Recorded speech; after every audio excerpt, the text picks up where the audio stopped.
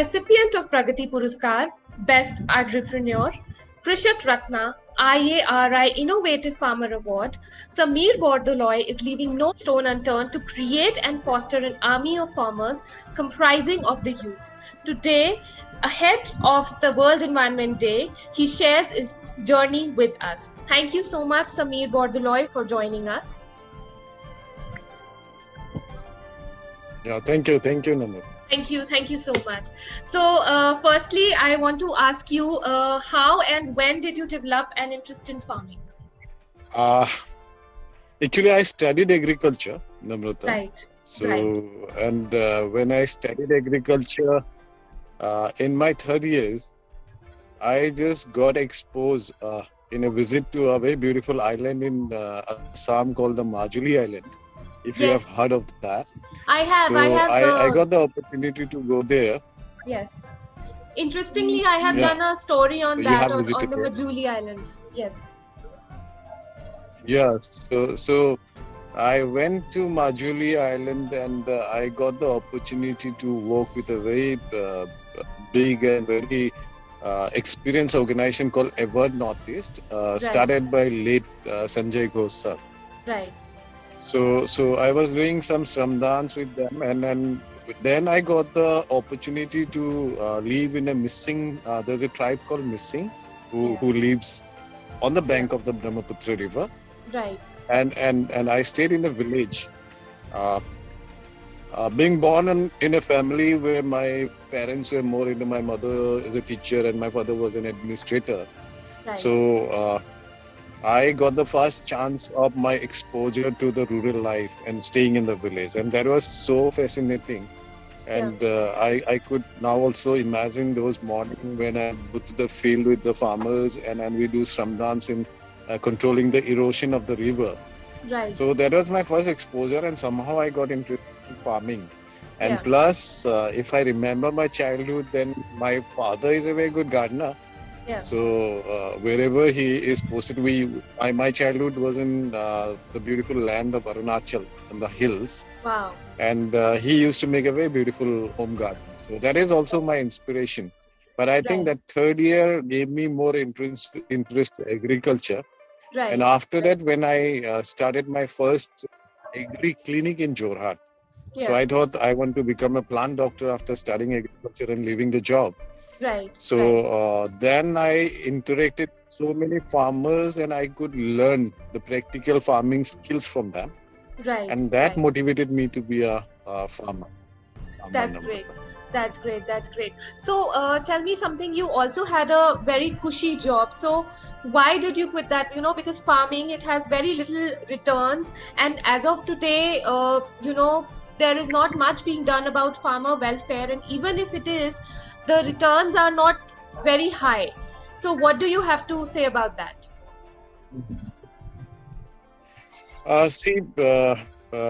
I from childhood itself, I didn't like doing some stereotypic works like you study very well. I was more into sports.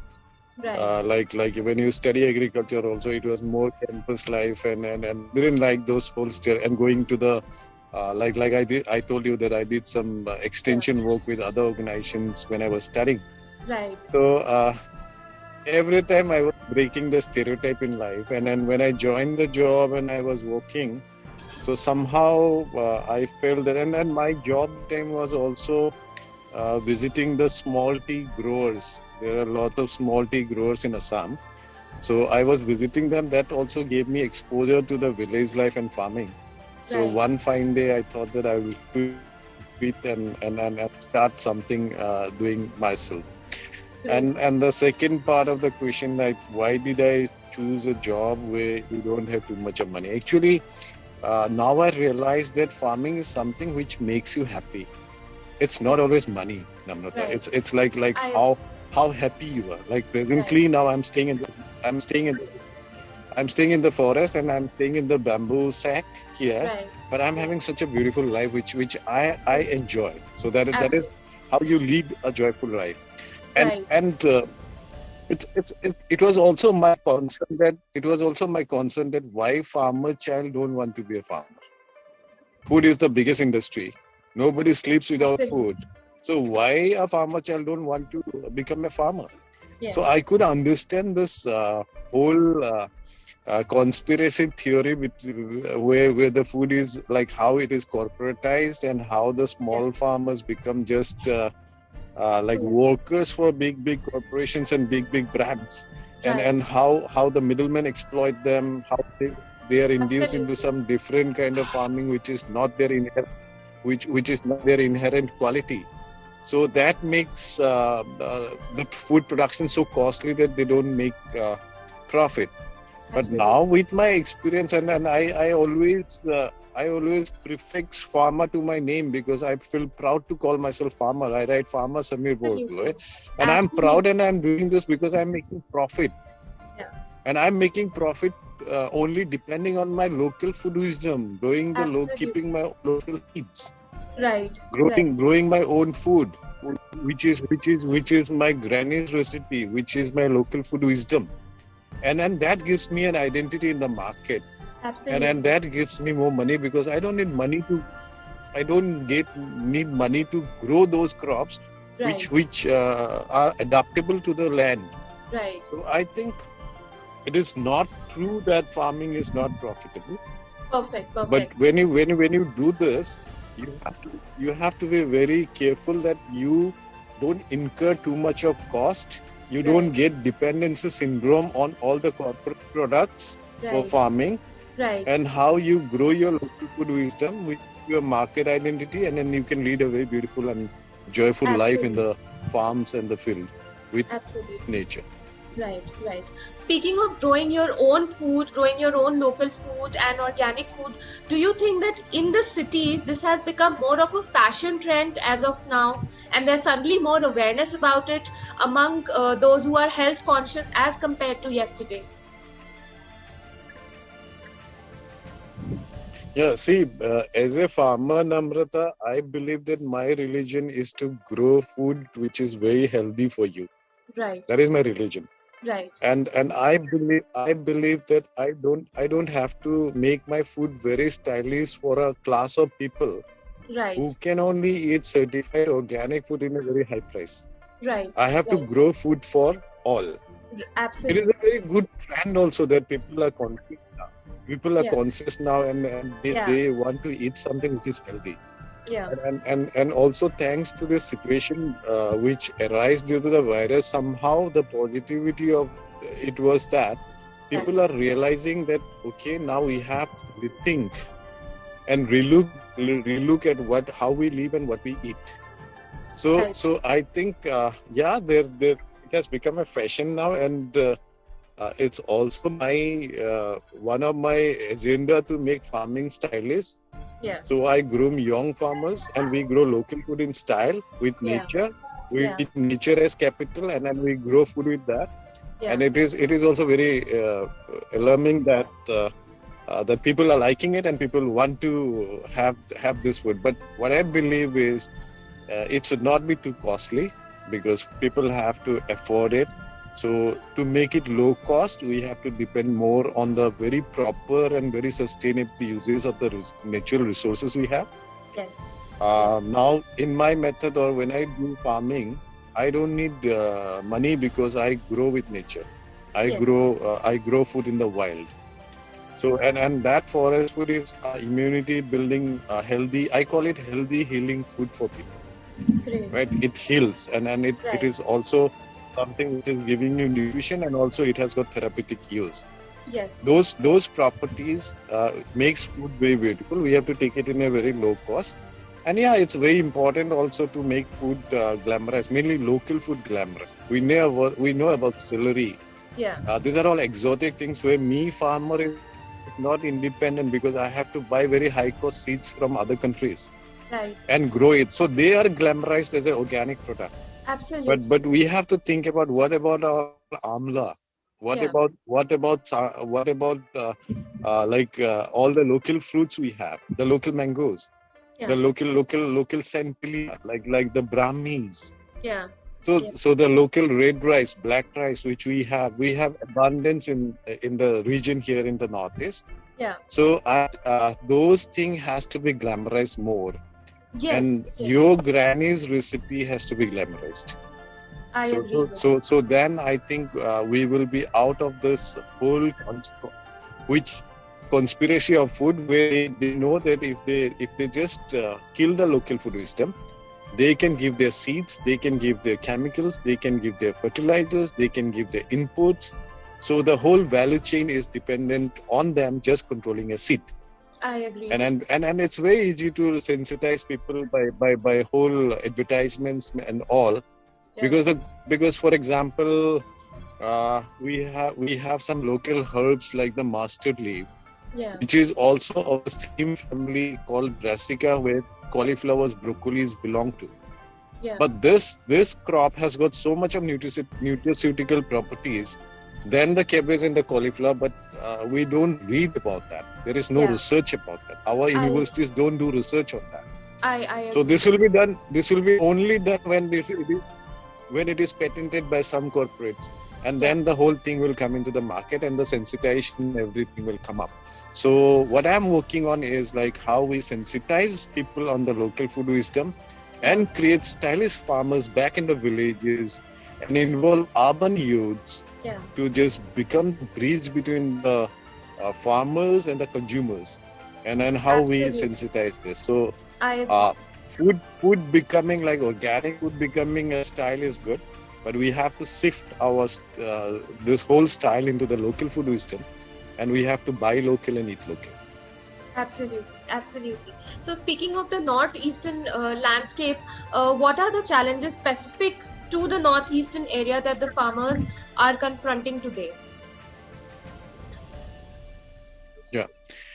When I talk about this region is, I think, 55% of the green cover is of the whole country, right? So Right. the biodiversity is very, True. it's like very strong. Dense. Yeah. So if I talk about farmers, what are their challenges is, first thing what I was talking about is like all these technologies which are coming to the farmers are some induced technologies dependent on all those things which it's very input oriented, high cost.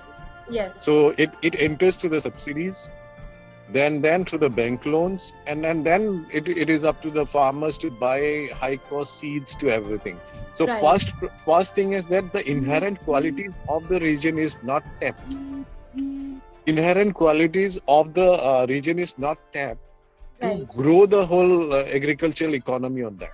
So Right. so that is one challenge where we are not depending on the local food crop and then making it into a market abuse. Right. Second challenge is the like situation here, we are sandwiched between too much of water and sometimes very drought. For example, now we will have floods. Yeah. Floods are big Yes. natural calamities which disturb the farmers. And again, in winter in the hills, we get a very depressing drought. Right. So water shortage is there. All the Right. deforestation and everything happening. Right. Right. So water shortage is there. So I think floods and drought are a big problem for the farmers. Yeah. Market, because we are on the side of the country, so the access to the main markets is a big problem. So marketing of the farmers produce, and even the topography, like for example, the internal roads in the hills and everything is not so conducive for transporting all the food items which are perishable. Farmers face lack of storage facilities. Yes. Storage facilities are not developed properly in this whole region, so they struggle with the perishable items. So that is another problem. So I think these are the major problems which I think now, and also migration of young people from the region to the other part of the country, migration of rural youths to the urban spaces. I just call it urbanization, like rural to urban. Yes. So that is another big challenge where we are facing today, right? These are some challenges. Yes, yes. So speaking of the urbanization, would you say that the cities also need urban farmers today?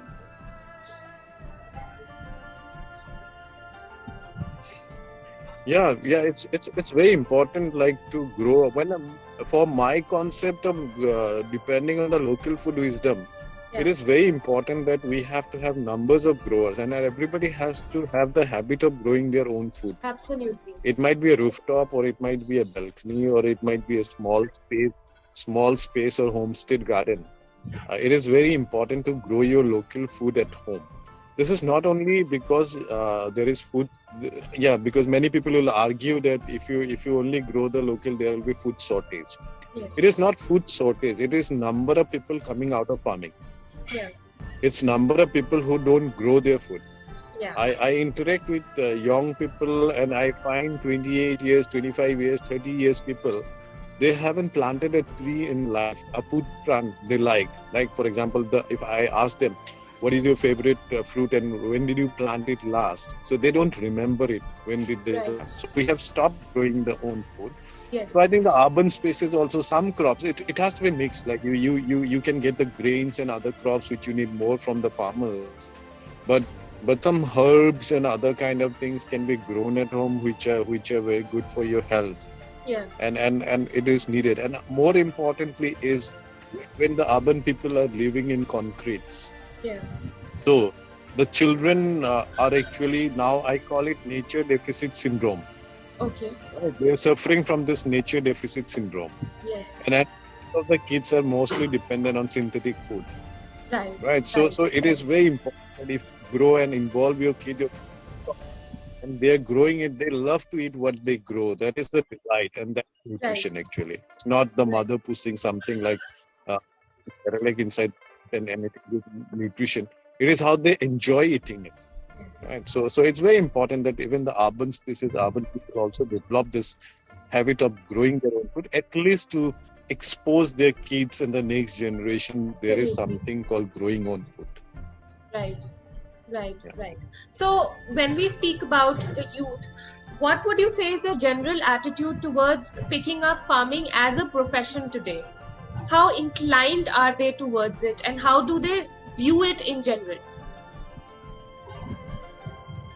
Yeah, actually, nobody looks at farming as a lucrative profession for livelihood, Right. and young people mostly are attracted to some other profession, right? Even the farmer with so much of high debts due to the technology I was talking about, high cost farming and all, they don't make profit. Even they don't dream to make their kids into farming.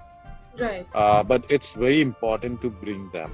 So Right. so it's very important to like this year's environment theme is like rethink. So we have to rethink on the whole education system also, like how we incorporate Yeah. farming as an activity-based learning model in the schools and college. Yes. How growing own food Actually. comes into the activity. I used to do in lots of schools. And I find that now when I make them grow their food for the midday meal, and when they grow it, they are so excited to do that, and they get interested. Creating farmers some role models like my green commandos.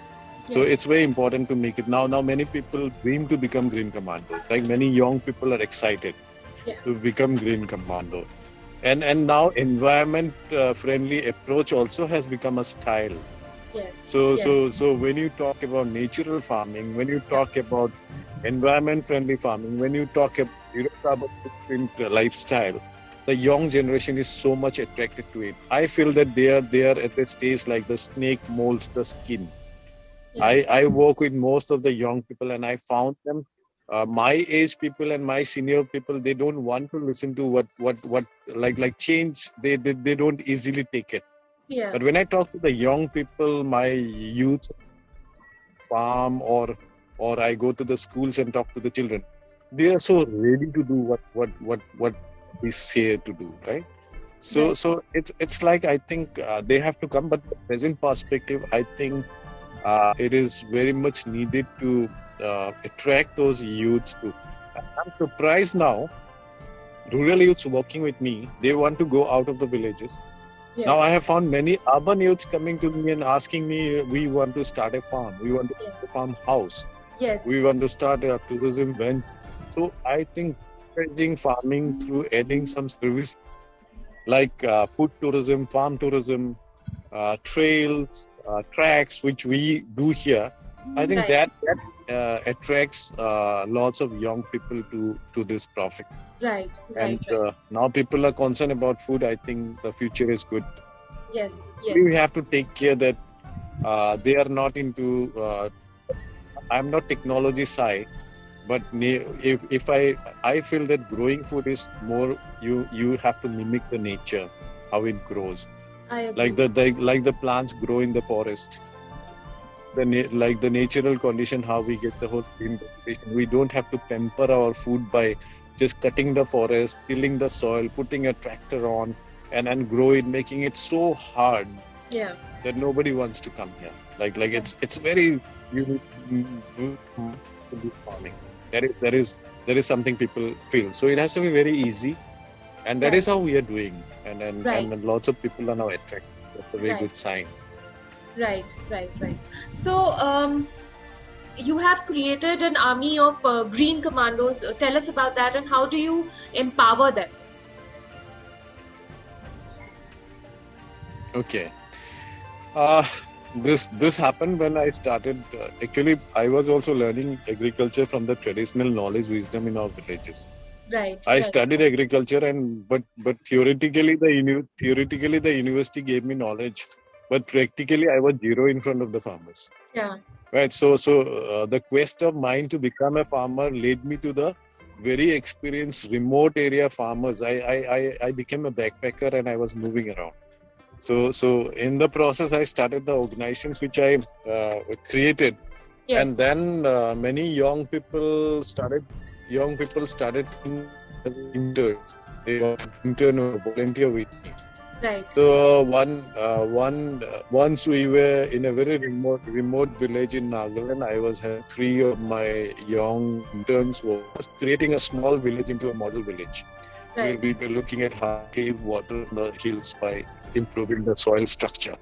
Right. So we were staying like commandos there, like we stayed in a hut, and we were working with the farmers. The roads were very bad. We were in our bikes in very muddy roads and all. Right. So suddenly, when I was on the other bike, and the other bike, the guy, he was holding a chart paper holder. Chart paper Yeah. holder looks like a gun. Okay, so we were going to train some farmers. So he was on the other bike, and he asked me, "How do I look, sir?" Then the whole topography and the whole place was very green. So Mm. I told him that you look like commando. You are a green commando. That is a time when I termed this coin called green commando. Right. And after that, when I use social media a lot to attract the young people to this kind of farming, Right. because every day whatever we do, we used to post, and lots of people come. So Right. there I started the farm for soul camping. Right. When I created the food forest here, so Right. here I started creating farm for soul camping. I created that, and I found that when I was asking them to come and do farming with me, they didn't want to become farmers. But when the term Green Commandos came, it was viral. So lots of young people started coming, and they started joining. So it is a 3 days camp. The level 1 is 3 days camp where the young people come, and I put them in the forest. We have tents here, Right. and they stay in the tent from Right. morning till evening. Make them learn all the skills of my kind of farming, which I call compassionate farming or karunamai kheti. Right. And I give them whole. It's like all 80% practical, and they have to be like the arm, because agriculture is something where you need Yes. immense amount of discipline, and lots of life skills are involved, which can Absolutely. be imbibed naturally. Exactly. Which can be imbibed naturally. So it is like the armed forces. We have to like our late Prime Minister told that Jai Jawan, Jai Kisan. I believe that, because if Jawans are guarding the border, we farmers also are creating some food which can even fight the virus, which the whole Yes. humanity is going through now. Yes. So Yes. there needs a force to do that, like the armed forces. So I thought that I will train them, but they are also excited when the module is like I make them jump, I make them do push-ups, I make them do walk, they go, girls and boys together goes and they work with the spade, they cut bamboo, they make bamboo houses and make them run in the morning, exercises. So it's totally like armed forces module. And I see that the people are very much interested, young people are very much interested. Yes. And we also realize the root. In this program, I have a session called the Forest Path. We're in the food forest. Okay. I take Yes. them at I take them at night to the forest without lights. Right. So initially, like everybody is like सबको डर लगता है या they're scared, but when they go, the team building, like how they go there, and inside the forest, I have created a space with seat under the moonlight, and it's Wow. like all animals and everything are there in the forest, and we also stay there for half an hour, and I ask them to realize the roots. And there is a time when we bind together. It is also making a cohesive force of us, because now Absolutely. 456 green commandos, 456 green commandos in 3 years, and we are still like a family. Everyone is connected to each other. And Lovely. there they realize, and to my surprise, when they come back and I put them in a reflection session in the dark itself, they just speak out from heart, and they just think about it. It's like rethinking what Yeah. we have done to our Mother Earth, and Absolutely. what is the way forward. And when I put the light on and bring them back, so everybody is irritated with the light, without which now we cannot leave, but Yes. they get irritated with that. So that realization of how the roots are the way where you can be joyful, Right. and it is very much important that how we control the balance between the needs and the greeds. So how we balance Very between the needs and the greed. Very true. That is what we learn. In 3 days, they learn the skills, and then they go back and they adopt their communities.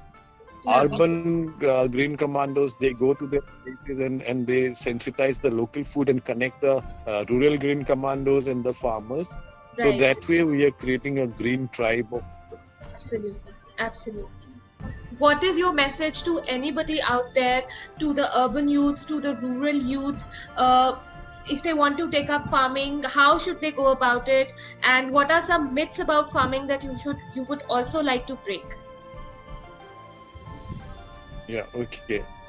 First thing is that first myth is that farming, like you started like farming is not profitable. Farming is very profitable because nobody sleeps without food. Only thing is we have to be the custodians of our resources. So young people has got the responsibility to Absolutely. conserve the local food wisdom and take it to the world market. Wellness food industry is now more than $400 billion. And all the Indian food, all the Indian local food, from the amlas to brahmis to everything, these are the food for the future. These are the wellness food, and it's a Right. big market. So if you don't do this, some other people will come, some organizations will come, do contract farming with the farmers, take the thing, and we will end up working on those organizations. Like we will have an MBA degree, and then we'll go and we'll serve for those organizations only, right? Where you have the right to become the owner. So the country has got this kind of nutraceutical, medicinal value plants and all the food items which are part of the wellness food industry. So you have to be a part of that. We have to grow with our inherent qualities, Absolutely. whatever fast life it is. I would just mention about my new initiative, which is called Slowly Purvanchal. So this is a new initiative which I am starting with a friend. Her name is Priyanka Kosik, who was into fashion industry, and now she is working on slow fashion and slow life. So both of Yes. us has started to record the inherent qualities of the people, and also taking it to the market in a very stylish manner. How we Yes. can bring the consumers to absorb the whole process rather than promoting the product. Yes. So I think slowly we have to take care of our resources. Second thing is we have to be like other meats, like for example, without chemicals and fertilizers, without hybrids, genetically modified seeds you cannot grow or you cannot make profit. You need a tractor for farming. Yes. It's not like that. My way of farming is compassionate farming. I call it compassionate farming. I'll just say the story about it. Yes. When I was creating this farm, this is a hill. This is a hill and there's a very beautiful forest. Right. When I wanted to make a farm here, the agricultural book I studied, it taught me to clear the whole forest and put a tractor there and plow the land. I was not wanting to do this, to remove the green and again grow my food crops. Yes. So I got this idea of implanting all the local food items inside the forest. I grow food inside the forest. I identify the local food and grow inside the forest. Yes. To my surprise, when we had the first harvest of elephant food yam, in Hindi we call it arbi. Yeah. So these are all local food which we planted inside the forest. So when I started working here, it is around 13 acres land, the forest. And there, because the other side, like Guwahati city is coming up, buildings are being made. So the animals were not there. Even I was working inside with my green commandos, we did find animals at the first time. Right. But when we started planting the yam, first instance of animal presence I got is one morning we saw that our arbis, the yams are eaten by somebody, right? So we could trace out that the wild boars have come. Yes. The wild boars have come and they are eating the yams. Now following the wild boars, we found leopards coming. Now our forests have leopards, lots of leopards coming. Yes. Then when we started planting bananas and bamboos inside the forest, the tender shoot of the bamboo, the wild elephants love. So they are chased away by the farmers and others who are cutting the jungle to do farming. So they come to our food forest. We coexist. So my model is, the principle is how we coexist, how we co-evolve. Right. Even though the elephants eat my bananas, they give me the banana inflorescence which sells in the market in a very high value. I have got so many medicinal plants which I have found when the elephant steps on that, the plant grows much better. Wow. So I'm learning from nature. I have more than 50 techniques which I have learned from nature now.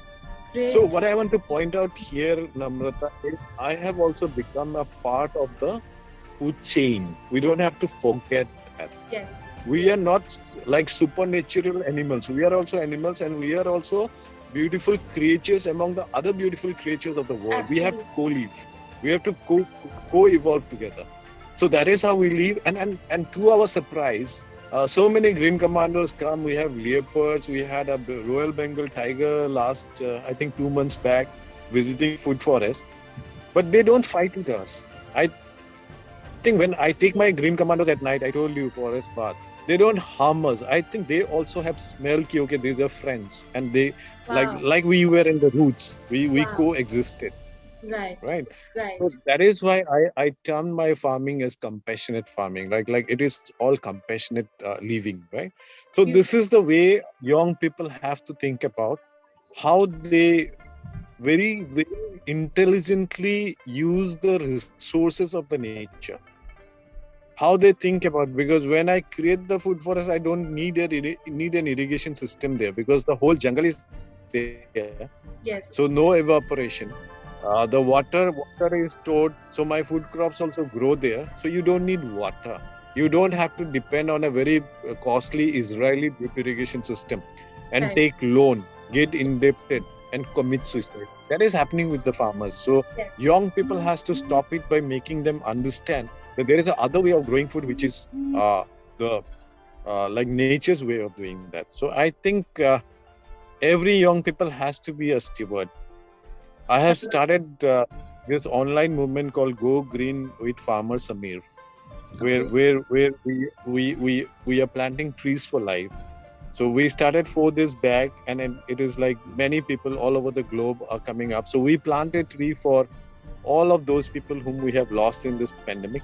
Wow. We plant a tree for the betterment of the world, and we plant native plants. It's not like I'm planting a very exotic palm tree, but it is like identifying the native plant and planting it. We make lots of seed bombs. We make mud balls, put a local seed inside and throw to the forest. Right. So that is the way young people has to go away. I would also appeal and invite all people looking this show also come and join this campaign called Go Green with Farmer Summit. What you have to do is just plant a tree and just dedicate it to all the life we have lost and then for the betterment of the whole society. Great. So we have a page on Facebook called Go Green with Farmer Summit. You just can click a picture and just tag it, because we have to motivate more people like you to do that in this world. Absolutely. Thank you so very much for your time, and wish you all the best for all your upcoming initiatives. Thank you very much. Thank you, Namrata. Thank You're you. doing great work. Thank you so much.